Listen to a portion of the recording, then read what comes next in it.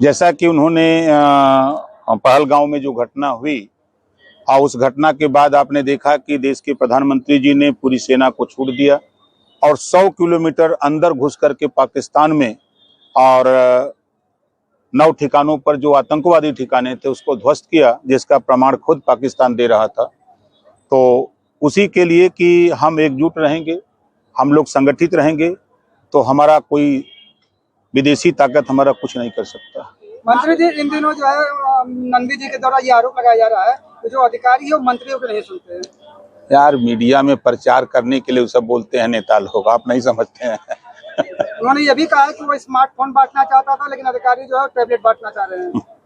देखिए, जितना माल है उतने में न बटेगा कि मंत्री के कहने में बढ़ जाएगा। ये राग अलाप रहे हैं, सरकार चली गई है, अब 5 साल खाली ये राग अलापेंगे। यह देश में हम 140 करोड़ लोग भारतीय हैं, भारत के रहने वाले लोग हैं, सबको अधिकार संविधान में है और भारत की राष्ट्रभाषा हिंदी है।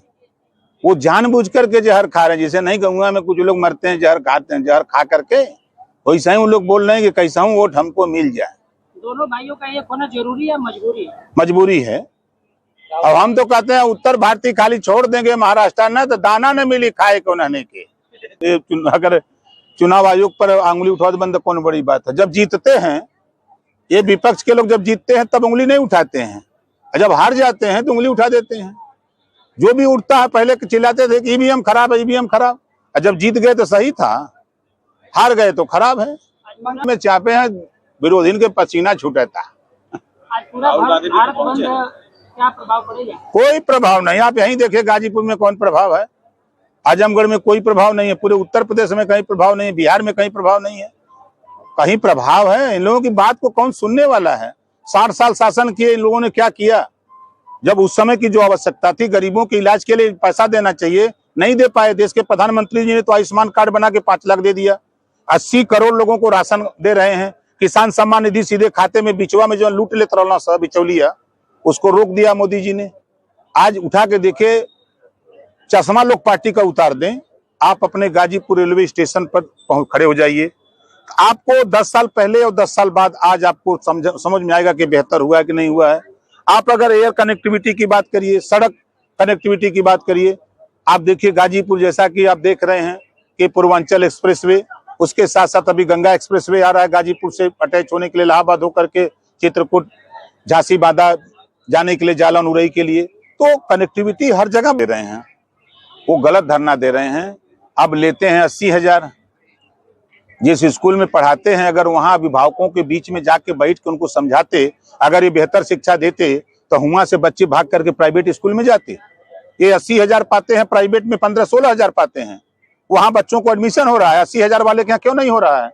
ये अपने बच्चों को स्कूल से बाहर भेजेंगे, और सरकारी स्कूल से प्राइवेट में भेजेंगे, और दूसरे के बच्चों को लाएंगे कि नहीं आप आओ यहाँ, हमारे यहाँ पढ़ो। पहले तो खुद सुधरो, तब दूसरे को सुधारने की बात करो। शिक्षकों की लापरवाही मान रहे हैं आप? बिल्कुल हम मानते हैं। ये पढ़ाए होते तो काहे बच्चे दूसरे जगह जाते? हम लोग भी प्राइमरी में पढ़ करके यहाँ तक मंत्री बने हैं ना। आप वही की सरकार की तो जो है मान्यता भी तो दे रहा है प्राइवेट स्कूलों को। देखिए, हमारे पास जो संसाधन है, जितने बच्चे जागृति आई है, आप अगर उठा के देखें कि आंकड़ा 10 साल पहले शिक्षा का स्तर और आज शिक्षा का स्तर, दोनों को देखिए। हमारे पास जो संसाधन है आते हैं। अयोध्या में भगवान राम का मंदिर बना तब वो विरोध कर रहे थे, पूर्वांचल एक्सप्रेसवे बना तब वो विरोध कर रहे थे। आज आप पूर्वांचल एक्सप्रेसवे गाजीपुर से आप आराम से 3 घंटे में लखनऊ चले जा रहे हैं। पहले क्या था? जब सपा की सरकार थी, बसपा कांग्रेस की सरकार, तो 5-5 घंटे 6-6 घंटे झेलते थे। ये सुविधा नहीं दिखाई, वो वही में मजा लेते वहां से, खाली ऐसा ही बोला ना सर। वहाँ पे सरकारी